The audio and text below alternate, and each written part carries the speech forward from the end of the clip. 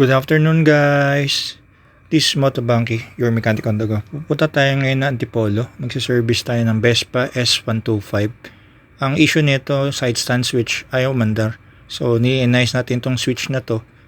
So, nagpalit na rin tayo ng brake pad. Isang caliper, nilinis natin yan. Pati yung rotor disc. Pati yung tornilyo, nilagyan natin ng Loctite. Yan, good na yan. Thank you, Sir Motobanki. Great service. Mura pa. Thank you. Ulitin. Thank you po, sir. This is Motobanki, your mechanic on the go.